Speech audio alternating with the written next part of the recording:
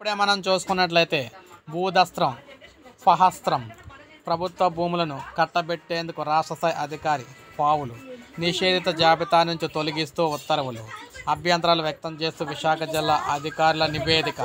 So మనం చూసుకున్నట్లయితే విశాఖ జిల్లా విలువైన ప్రభుత్వ భూములను ప్రైవేటు వ్యక్తులు కట్టబెట్టేందుకు ఆ రాష్ట్ర స్థాయి అధికారి మనకి రచించిన వ్యూహాలు విస్తుగొలుపుతూ ఉన్నాయి.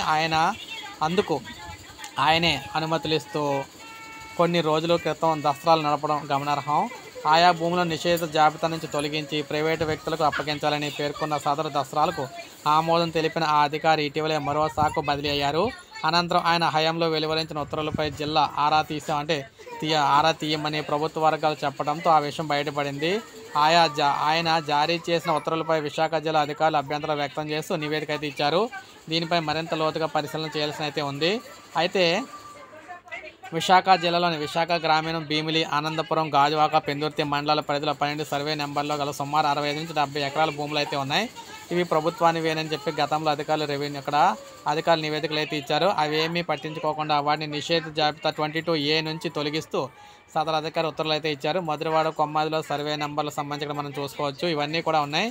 20 ఎకరాలు 22A నుంచి మినహాయించారు. వీటినన్నింటినీ కూడా మినహాయించి వాటిలన్నింటినీ కూడా వాటిపై ప్రస్తుతం విచారణ జరుగుతూ ఉన్నా పట్టించుకోకుండా అనుమతులు అయితే ఇచ్చారు. మధురవాడలోనే గడ్డ పోరంబోకు స్థలాన్ని సైతం నిషేధిత జాబితా నుంచి అయితే తప్పించారు. అయితే ఇది ఒక్కటి మాత్రమే కాదనమాట, అనేకం అయితే ఉన్నాయి.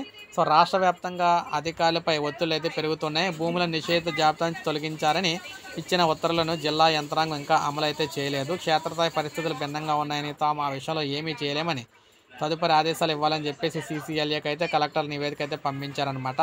సో రాష్ట్ర వ్యాప్తంగా ఇదే పరిస్థితి అయితే కొనసాగుతుంది. కొంతమంది అధికారుల కారణంగా ప్రభుత్వ భూములు కావచ్చు, 22A నిషేధతలో ఉన్న భూములు, అదేవిధంగా కొంతమంది వ్యక్తులకు సంబంధించి 22లో ఉన్న భూములకు సంబంధించిన అనేక సమస్యలు అయితే ఉన్నాయన్నమాట.